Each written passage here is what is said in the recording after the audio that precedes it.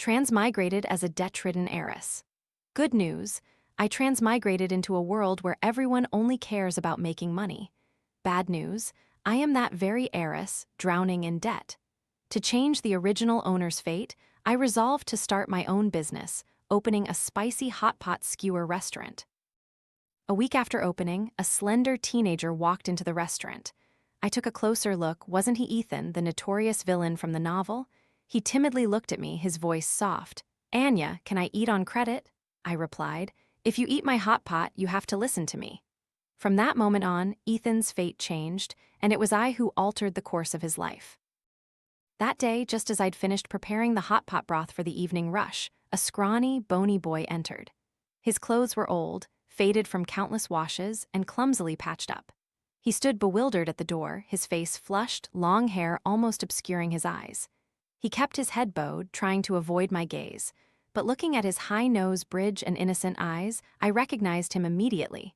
This was the child version of Ethan, the villain everyone avoided. "Anya, can I eat on credit here?" His voice trembled, laced with fear. The boy kept wringing his hands as if awaiting a verdict. I bent down, looked at the young boy before me, and chuckled. "If you eat my hot pot, you'll have to obediently listen to me." Ethan was stunned, his round eyes fixed on me. I quickly cooked him a massive bowl of spicy hot pot. Eggs, sausages, vegetables, I added them without holding back. Ethan stared at the overflowing bowl, his expression a mix of joy and apprehension, clearly worried about how to pay. Seeing that look, it was hard to believe he would one day become a ruthless and famous business magnate. When the rich, fragrant bowl of spicy hot pot, infused with sesame sauce, was served, Ethan stammered, unable to speak. "Anya, is this bowl very expensive?" I casually, coolly made something up. "It's not expensive. You're eating on credit anyway. You can pay me back later." The enticing aroma was irresistible. Ethan's hand trembled as he picked up his chopsticks to try it. "Anya, it's so delicious. This is the most amazing food I've ever tasted." The boy's eyes lit up with joy, and his movements as he picked up food became quicker, stirring a profound pang of sorrow in my heart. If his childhood hadn't been so harsh, perhaps he wouldn't have grown into such a hated villain. I gently brushed a stray lock of hair from his forehead and used a tissue to wipe a smudge of chili oil from his face. Ethan flinched, clutching his bowl tightly and taking a step back. Seeing my pause, he slowly brought the bowl back after a moment. He looked like a lost fawn. Only then did I notice an old scar on his forehead. "Did you fall?" "Yes, I couldn't see clearly when I went down the stairs." I suddenly recalled the original plot, his birth mother abandoning him, his stepfather treating him cruelly. A deep sigh escaped my lips. After finishing his hot pot, Ethan dutifully washed his bowl before timidly leaving the restaurant. That evening, on my way home after closing up, I passed a narrow alley and heard a commotion. "We told you to steal, but you wouldn't, and now the third brother got caught. Today I'm going to beat you until you remember. Please don't hit me, sirs. Stealing is wrong, but hitting people is also wrong." Hearing that faint voice filled with terror, I immediately grabbed a stick and charged in. "You bunch of scoundrels dare to bully Ethan? Don't even dream about it. Did you think he had no one to protect him? Let's see who dares to touch him," I yelled, simultaneously raising my phone and pretending to call the police. "You guys are thieves, aren't you? Do you want me to drag you to the station right now?" The red-haired leader cursed under his breath, then dragged his gang away, fleeing for their lives. How unlucky, running into this lioness. I turned to look at Ethan, who was sitting on the ground, his eyes red and his demeanor panicked, as if he'd just woken from a nightmare. He stared blankly at me. I tossed the stick aside and slowly reassured the scared, pathetic boy. As I approached, Ethan looked at me with admiration, then shyly lowered his head, gently biting his lower lip. Just as I reached out to pat his head, I saw his eyes welling up. "Anya, your hand is hurt." I casually wiped the scratch on my sleeve, about to speak, when the boy's stomach let out a loud rumble. Even a future villain's hungry stomach sounds unique. I gently stroked his soft hair. "There's still a little food left at the restaurant. It'd be a shame to waste it. Could you help me finish it?" He rubbed his stomach, seemingly hesitant, not wanting to bother me further. But Ethan's stomach rumbled again. This time, he stubbornly turned his head away. He covered his stomach with his hand, determined not to show his embarrassment. I winked, teasing, "Come on, wasting food is shameful, you know." I grabbed Ethan's hand and pulled him, running back towards the restaurant. While I was busy cooking Hotpot, Ethan had already run to the pharmacy next door to borrow alcohol to disinfect my hand. Seeing his obvious worry, I could only manage a wry smile. Villain, they call him. He's clearly my little sweetheart. From the moment Ethan knew I was hurt, my restaurant gained a diligent little assistant. I'd reach for the dishes, he'd already be washing them. I'd go to chop vegetables, he'd quickly grab the knife himself. Once done, he even took the initiative to stand outside the door, inviting customers. Delicious skewer Hotpot, everyone says it's good. Ma'am, try a bowl of skewer Hotpot, you'll definitely come back. He stood in front of the shop, sweat beading on his forehead, his face eager as if he didn't know what tiredness was. I quickly scooped a steaming bowl of Hotpot from the pot. Hey kid, come here, my arms are tired. Ethan carried the bowl, his expression as serious as if he were undertaking a sacred mission. Anya, how much should I put this down for? Still remember how many bowls you owe from before, darling? I chuckled, offering no reply. He ate ravenously, as if he hadn't had anything good to eat in ages, even scraping the bottom of the broth. I feigned a question, do you like my Hotpot that much? Your Hotpot is the best I've ever eaten, no one compares. He looked up to answer while stuffing another large piece into his mouth. It's late, aren't your parents worried? Ethan froze, lowering his head. Anya, I don't want to go home, they look at me with disgust. It was just a short sentence, but it was as if he'd poured all his strength into uttering it. I knew he grew up in an unhappy family, but I hadn't realized it was so cruel. My eyes narrowed, and I slammed my fist on the table, an uncontrollable wave of anger rising within me. They don't deserve to be called parents. If you don't want to go back, just stay here with me. Ethan looked up, his eyes brimming with tears, his voice trembling. Anya, why don't you hate me? Because you're a good person. Thanks to your help, my restaurant is doing better and better. I smiled, adding more spicy Hotpot to his bowl. Just as he composed himself, his tears began to fall in large, silent drops. I suddenly remembered that in the novel, no matter what hardships he faced, Ethan never shed a tear.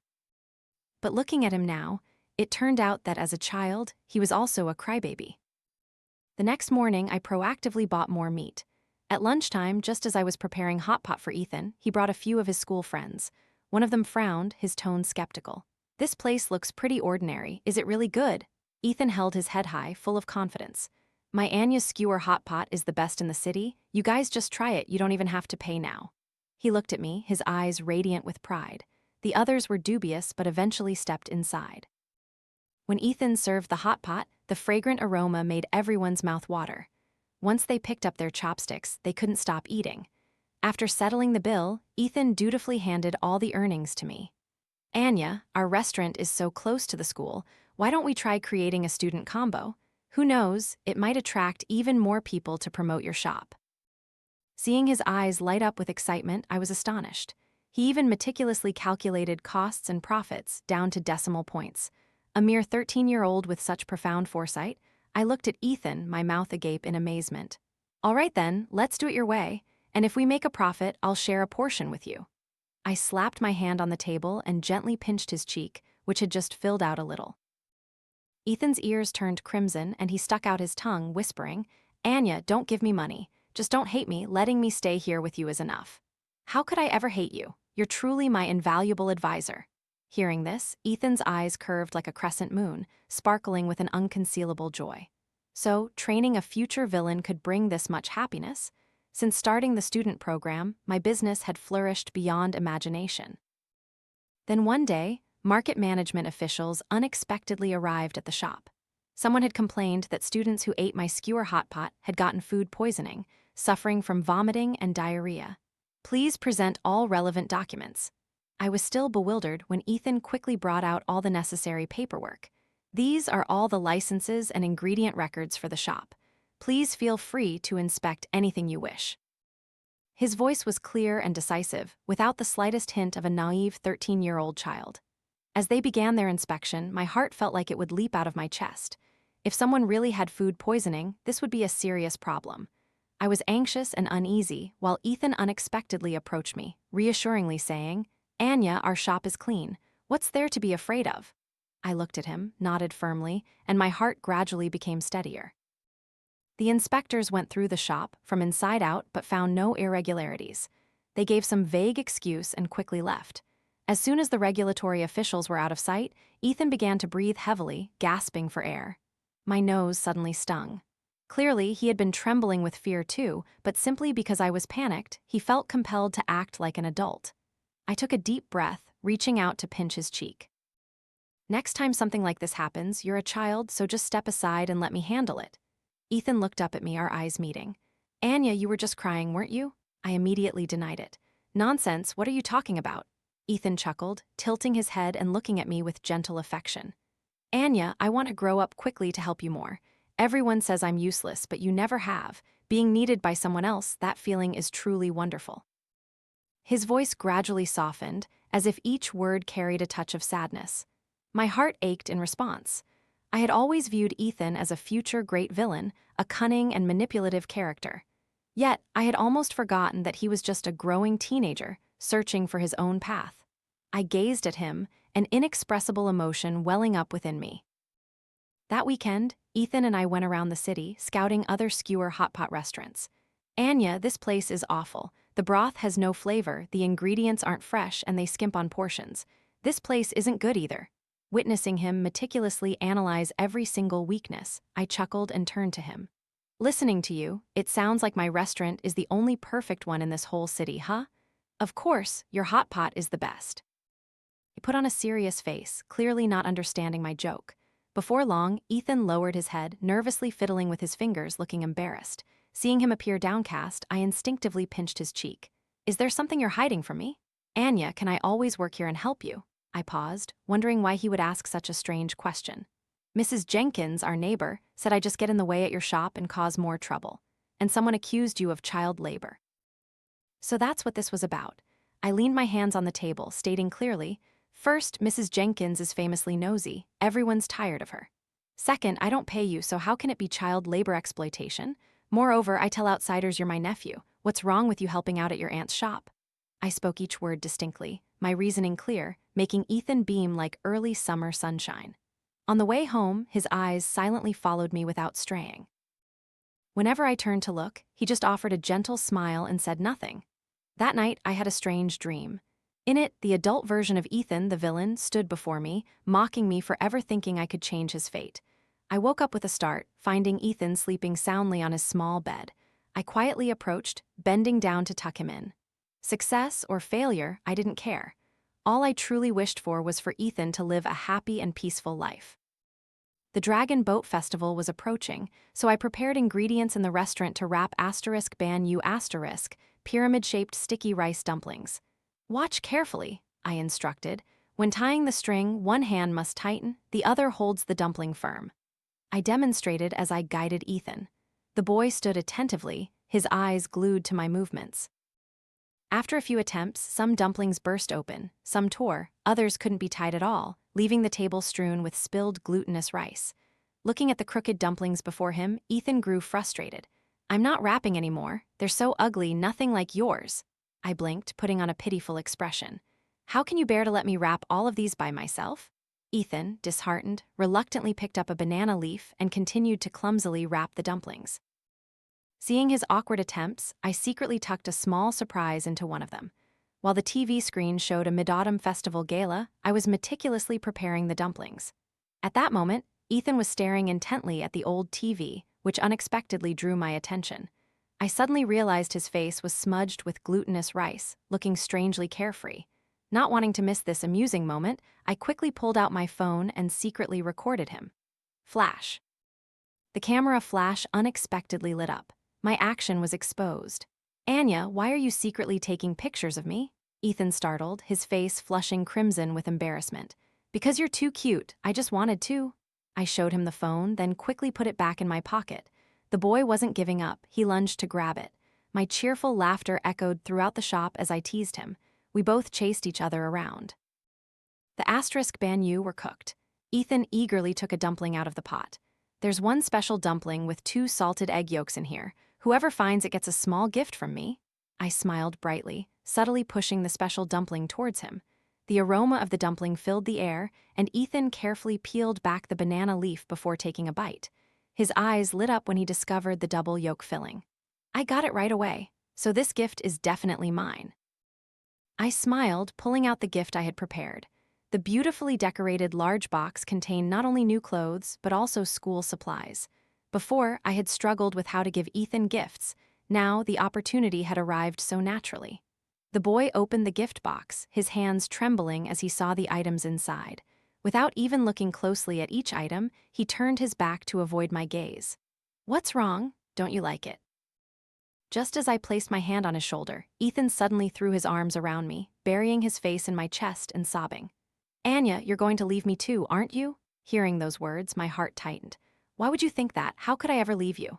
Before my mom left, she prepared many things for me just like this. Then she left and never came back. The boy in my arms cried silently, his tears soaking my clothes. Ethan sobbed, tears mixing with snot, his voice hoarse. "I've always thought of you as my mom. I don't want to lose another mother." I gently stroked his head, carefully eased him out of the hug, and lovingly pinched his cheek. "Okay, I won't be like your mom. I'll always be here." Ethan wiped his tears, his red-rimmed eyes looking up at me. "Anya, can I call you Mom, please?" I immediately smiled, replying gently, "Yes, Mom's here." In the following weeks, I moved into a new apartment. I dedicated an entire room to Ethan in our new home. He brought only a few personal items, moving in quietly, as if stepping into a different world. One day, while helping him organize his wardrobe, I accidentally discovered a small secret. Ethan was the top student in his class, receiving numerous certificates of commendation for his outstanding academic achievements. The gifts I had given him for the Dragon Boat Festival, he kept carefully like treasures, never using them. On his desk, the most prominent item was a photo of the two of us, placed neatly in the center. According to the original story, Ethan should have failed to get into high school and would soon be struggling to make a living in society. But thanks to my spicy Hotpot restaurant, he had avoided much suffering. I mused to myself that my Hotpot seemed to truly possess a magical power. Since moving into the new apartment, our living expenses had soared. At the same time, the restaurant's lease was revoked. With no source of income, Ethan and I had to go through a difficult period, struggling for every penny. Early mornings, Ethan went to school, while I continued searching for a new location for the restaurant. Some places had exorbitant rent, others were too remote, none were truly ideal. Just as I was at my wits' end with worry, I unexpectedly received a call from his teacher. "Are you Ethan's guardian? He didn't come to class today. He's been absent for several days recently, citing illness." I almost screamed. "What?" I hung up. Panicked, I searched all over the city for Ethan. Was he really veering off track? Had I failed to change his fate? When I was on the verge of tears from fear, I witnessed an adult forcefully pushing Ethan out of a shop. "Go somewhere else, kid. What are you doing here?" Seeing Ethan stumble, almost falling, I rushed to steady him. As soon as he saw me, the boy looked as if he'd seen something terrifying, frantic to run away, but I quickly blocked him. "Is that her again? If she keeps messing around here, I'll call the police," the shop owner yelled angrily. I calmly turned to look at Ethan. "Well done, hiding from school and lying too." He hung his head, his face smudged, his eyes constantly darting to my expression as if afraid of being scolded. I said nothing more, pulling him straight home. "You're not going to school. What exactly do you want to do?" My voice was ice cold, making Ethan tremble slightly with fear. "Mom, I don't want to see you so worried about the restaurant." I immediately felt a headache coming on inside. "The restaurant is Mom's business. Your job is to study hard. I don't want you to always see me as a child. I want to do something for you too, just like you've always worked hard for me." Ethan explained anxiously, every word filled with genuine feeling. He told me that the shop's location was excellent and already furnished. Renting it would save a lot on renovation costs, though the rent was a bit high. So, he had secretly sought out the landlord, coming every day to beg and persuade in every possible way, even volunteering to help clean to win favor. Seeing his hands full of scald marks from washing pots or handling boiling water, my heart constricted. I intentionally joked to lighten the mood. "Who said Mom doesn't need you? Just pass the entrance exam for a top high school, then get into a prestigious university. Then Mom will rely on you to live a comfortable life." Ethan looked up, his eyes filled with a mix of confusion and longing. "Mom, do you really think I can do it?" In his eyes at that moment, there was only worry and self-doubt. I didn't say much, just lightly patted the back of his head. "You're my son. If you can't do it, who can?" Ethan chuckled, his laughter mixed with tears. In September, Ethan entered his final year of middle school. Due to his excellent academic achievements, I was even honored as an exemplary parent, privileged to deliver a speech to the entire school during the flag-raising ceremony. From the podium, before I could even begin below, Ethan was already happily showing off to his friends. That's my mom. My mom is the most wonderful person in the world. The day before his middle school graduation exam, I took Ethan to a Western restaurant. He had seen advertisements on TV, showing families eating spaghetti and steak, and his eyes had lingered on those images ever since. When the spaghetti and steak were served, Ethan clumsily held his knife and fork, awkwardly cutting each piece of beef. When he took his first bite, he couldn't help but sigh. I picked up a mouthful of spaghetti, looking up to ask, "Not good. You still prefer skewer Hotpot, don't you?" This kid truly was a wild boar who didn't appreciate fine dining. We both looked at each other and burst out laughing. But right after that, Ethan suddenly looked at me seriously. "Mom, thank you for everything you've done for me. I didn't actually want to eat Western food. I just wanted to have family to share meals with every day." It was then that I realized what Ethan had always wanted from beginning to end was never luxurious things. The boy only needed one simple thing: care and companionship. I suddenly wondered, when did the ruthless villain from the original story gradually transform into such a warm, genuine person? Perhaps it was all thanks to a pot of spicy hot pot. Ethan's high school acceptance letter had arrived. The buzzing of cicadas in the summer heat, along with the mailman's voice, made me rush out. Ethan stood beside me, his face tense, head bowed, not daring to look up. I quickly tore open the envelope. Golden embossed letters and a bright red seal immediately appeared before my eyes. "My son is so brilliant, I told you could do it." I hugged Ethan tightly, holding up the acceptance letter. "Top 4 in the entire city and admitted into the honors class. You truly are my pride, my son." But Ethan subtly pulled away, whispering, "Lily is still here, Mom." Lily was the new employee I had just hired. She was standing in a corner of the shop, arms crossed, watching us with a teasing smile. "What's there to be shy about? You weren't shy when you were buttering up Mom so sweetly." Ethan stopped arguing, quietly took the letter, and gazed at it intently. Looking at him then, I realized the scrawny boy from before was now a tall, grown teenager. His formerly thin voice had become deep and warm. The roundness of his cheeks was gone, replaced by the angular features of a young man maturing. He was no longer the frightened 12-year-old afraid of everything. I threw off my apron and slammed it on the table. "Let's go. Mom's treating you to a celebratory meal." But the shop isn't closed yet. Not letting him finish, I pulled Ethan's hand, taking him once again to that Western restaurant. This time, when the familiar dishes were served, Ethan looked at me and smiled softly. "It really is delicious, Mom." My heart melted. Looking into his clear eyes, I knew he wasn't just praising the food.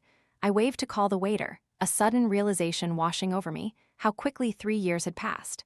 After eating, I took Ethan to watch a movie. That day, I quietly observed him for a long time.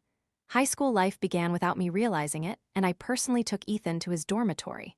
Knowing he had to board, I was sad for several days.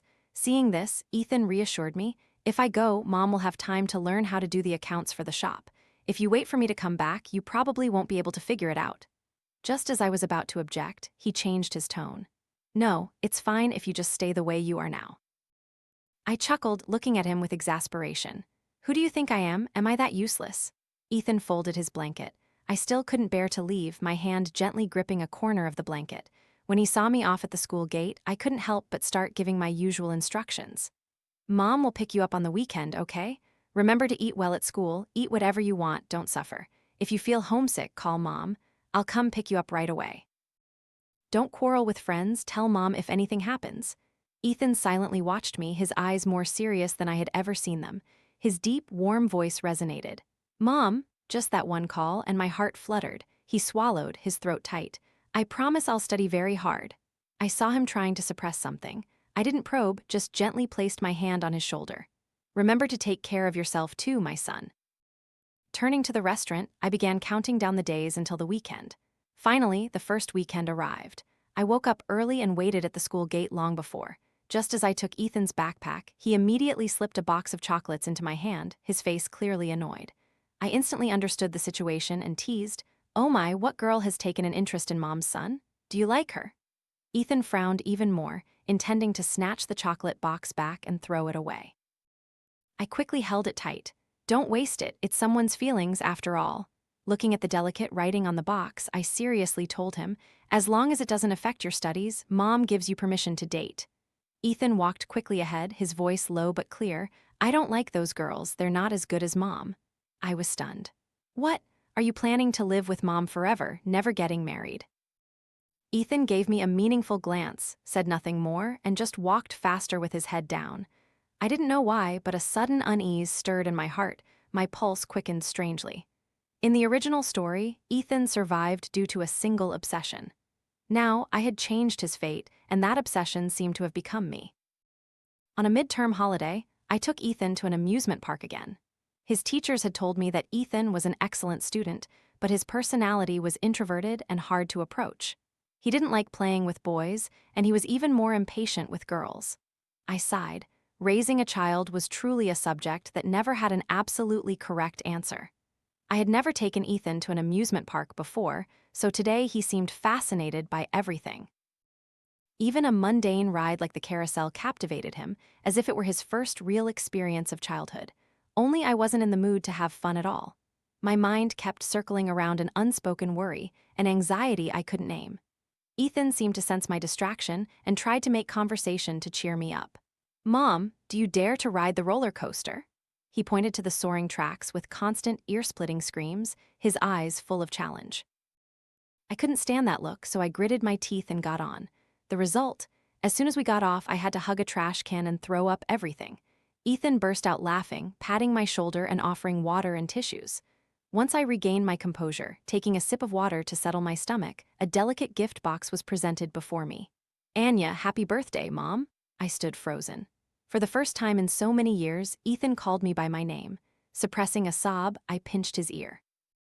Do you have a death wish, daring to call Mom by her name? Ethan could have easily dodged, but he let me pinch his ear, his face still radiant with a smile. I opened the gift box. Inside was a necklace. Where did you get the money to buy this? My scholarship money. This necklace cost over $5,000. Even with a scholarship, he couldn't have had that much spare cash. I immediately realized the boy must have scrimped and saved every penny to buy it. I felt both angry and unable to scold him. Let Mom put it on for you. Ethan stepped forward, gently brushed my hair aside, and carefully put the necklace on. In the future, I'll buy Mom lots of jewelry, just like Mom took care of me every step of the way. His eyes shimmered with a determined look, a solemn yet deeply touching promise. From then on, every birthday, I received a necklace or bracelet from him. In his final year of high school, Ethan was directly admitted to the city's top business school. By the age of 22, he opened his own food company. He transformed the spicy skewer Hotpot I cooked into instant products, selling them online for huge profits. Anya, let me tell you, this guy isn't bad at all. He earns $150,000 a year, studied abroad, and he's 1.8 meters tall. Ethan walked in, dressed in a suit, his face clearly displeased. Auntie, my mom doesn't need that kind of man. He habitually handed the bouquet of flowers he'd brought to me, a ritual that had been going on for years. Mrs. Lee gave a forced laugh when she saw Ethan and quickly left. As soon as she was out of sight, Ethan immediately stared at me. That guy is bald, addicted to gambling, and not even 1.80 meters tall. I let out a sarcastic chuckle. How do you know? You must have met him before. He didn't answer, just remained silent. I put the bouquet on the table and went into the kitchen to scoop him a bowl of spicy hot pot. Ethan sat there, eating ravenously without a word. I picked up my phone, only to discover that many contacts had been completely deleted. I didn't need to guess who had done it. I tried to suppress my anger. Who gave you permission to interfere in my private life? Ethan didn't look up, just calmly said, Mom, I just want to protect you. I'm not your mom, and I don't need your protection. As soon as the words left my lips, the clatter of chopsticks dropping echoed in the room. He bent down to pick them up, loosened his tie, and then, without another word, turned and walked away, carrying an aura of coldness. A sharp pain spread across my temples, and my chest felt heavy, making it hard to breathe. The words I had just spoken, had I gone too far? I grabbed a can of beer, my mind blank, and walked to the park. Since Ethan had achieved success and fame, we had moved to a tranquil suburban villa. Life was now more comfortable and convenient. The house was bigger, the food better, but I no longer felt the joy I once had. I avoided going home, quietly drinking beer alone in the park to forget my worries. I had secretly asked someone to check and found that all my electronic devices were being monitored by Ethan. This meant he knew all my actions, every place I went. I chugged a large mouthful of beer. The biting wind helped me sober up a little. until a pair of shiny black leather shoes appeared before me. I didn't even need to look up to know who it was. Finally, I couldn't restrain myself any longer. "Ethan, what right do you have to spy on me? Am I your prisoner?" I screamed, so angry that I kicked several beer bottles, shattering them at my feet. Ethan snatched the beer bottle from my hand, his voice still using the familiar phrase. "I'm protecting you." "I don't need that kind of protection. I'm a human being, not your pet." Before Ethan could react, I raised my hand and slapped him hard. He was stunned for a long moment, a thin line of blood appearing at the corner of his mouth. "I'm sorry, I can't do it. I'll try to give you everything else you want, but not this." Ethan turned and walked away. Looking at his tall figure receding, I suddenly saw the image of the naive, fragile boy from years ago, always longing for a hug and a warm meal. But I understood that he was no longer that boy. He would never come back unless I told him the truth. Ethan and I endured 3 days of silence, 3 days without speaking, without seeing each other, without contact. During those 3 days, I grew increasingly resolute. Just as I was about to text him, the doorbell rang. I opened the door to find Ethan standing there, head bowed, looking like a child who knew he had made a mistake. "Mom, I was wrong." Hearing his voice, my heart tightened. I tried to suppress the urge to rush forward and hug him, quietly stepping aside to let him in. "Mom, I won't repeat this mistake again." The teenager stood at the doorway, facing the wall, voluntarily confronting it as if questioning his conscience. At 13, the first time I punished him for a mistake, Ethan also stood like that, facing the wall, repeating his promises. I pulled my mind back to reality, taking a deep breath. "It's time to tell you everything. Sit down, I have something to say to you." Ethan sat on the sofa, his back straight as if awaiting a verdict. "Do you believe in transmigrating into books?" He frowned. "Are you running a fever, Mom?" I didn't rush, slowly explaining. 9 years ago, I came to this world. The moment I saw you, I recognized you as the main villain in the story. I wanted to change you, but I never expected that my changing you would turn everything upside down. Ethan reached into his jacket pocket, seemingly looking for a cigarette. He had quit smoking long ago, but whenever he was troubled, he reverted to old habits. His face showed clear displeasure, coldness, yet he couldn't hide the suspicion in his eyes. After a moment of silence, he uttered 3 short words. "I don't believe you." In 9th grade, you fought with classmates because they mocked Mom for selling skewer Hotpot. Later, in high school, you secretly wrote my name as your guardian in the contact book and hid it, so I wouldn't know. Ethan interrupted me. "That only proves how important you are to me. You have a birthmark on your buttock." Hearing this, Ethan froze, falling silent, his face clearly bewildered.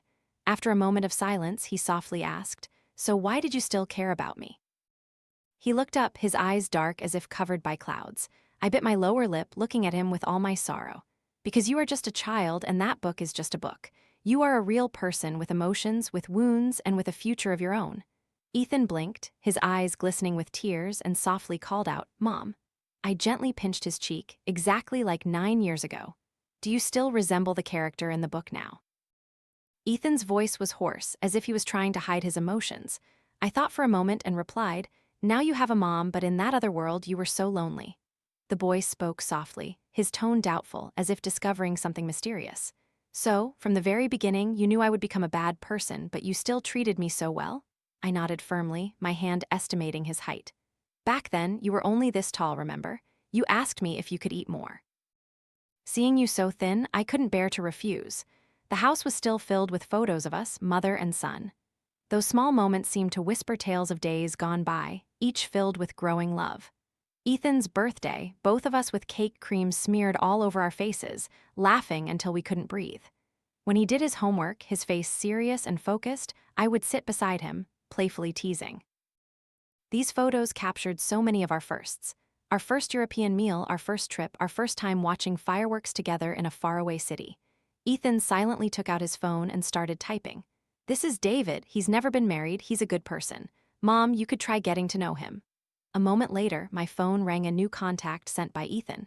He spoke slowly, his voice calm. "I've removed all surveillance and tracking. I won't do things like that anymore." He actively suggested I go on a blind date, and he himself broke down all the barriers he had built. A strange feeling rose in my heart, as if I had just lost something but also gained something priceless. I didn't know what to be more surprised by, Ethan actively removing the surveillance, or him advising me to go on a blind date. Only one thing I was sure of: the wicked villain from the book no longer existed. Because my Ethan had learned to control his emotions, learned to change for the sake of those he loved.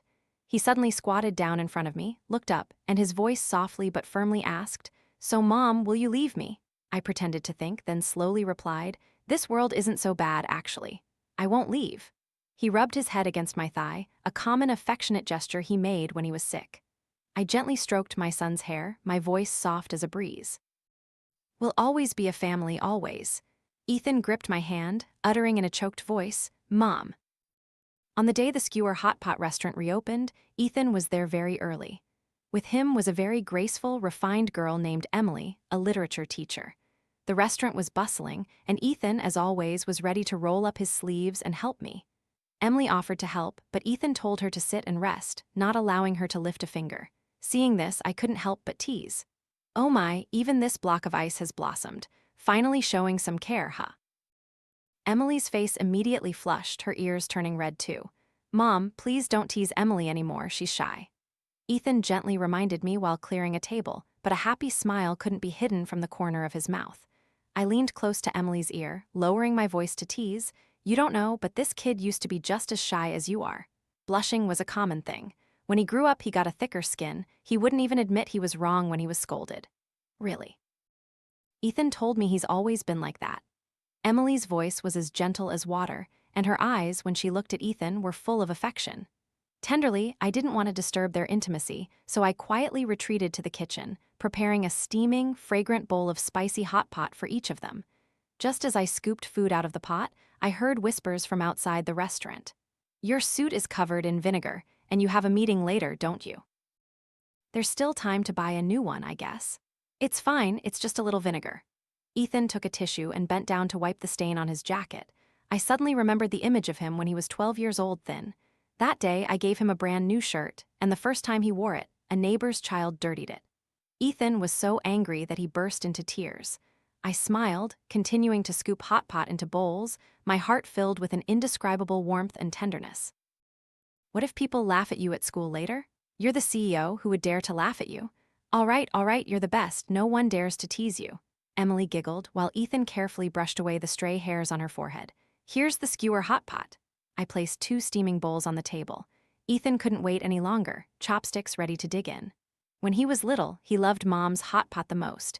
He even said no one in this whole city cooked better than his mom. I recounted, my voice tinged with pride. Emily also praised the food generously, her compliments making me smile and feel warm inside. That evening, as they were about to leave, I pulled Emily aside, speaking softly, "I have something to tell you, dear." I took a golden bracelet from my pocket and gently slipped it onto Emily's wrist. "I'm so happy to have met you. You've changed Ethan so much." Emily held the bracelet, quickly trying to give it back to me. "Ethan always says the most important person to him in the world is his mom. Without you, he wouldn't be who he is today." I held her hand, not allowing her to refuse. Hearing that is enough. When he was 18, I wished for his happiness. Now I see he has found his own happiness. Emily no longer refused, just smiled, gently bid me farewell, and left. 2 years later, Ethan and Emily held their wedding. As they exchanged rings on stage, my eyes involuntarily welled up. Ethan held the microphone, smiling confidently at everyone. 11 years ago, I had my first bowl of Skewer hot pot, and I've been hooked ever since." Everyone chuckled, but his voice suddenly changed. "Actually, all these years, I never really liked Skewer hot pot at all." The entire hall gasped, but my eyes were brimming. I am grateful for every bowl of hot pot, and even more grateful for the person who cooked it for me for the past 11 years, my mom. With that, Ethan and Emily bowed deeply. Thunderous applause echoed throughout the hall. The host invited me onto the stage. I stood between the 2 young people, and at the photographer's request, I looked towards the camera. Suddenly, I heard a playful voice. "Mom, don't you think your son is handsome?"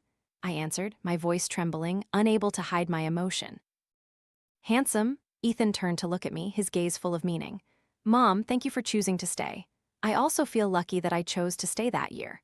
I took a deep breath, trying to hold back my tears, then smiled at the camera. After leaving the stage, David approached. "My son just asked when we're getting married?" I gently nudged him, wiped my nose, and mumbled, "This naughty boy, daring to rush his mom right after getting married himself." David chuckled, pulling a ring from his pocket, and unexpectedly knelt on one knee. "So, when are we getting married?" I pouted, pretending to be annoyed. This isn't the kind of proposal I wanted. From behind, Ethan's voice rang out. Mom, just say yes.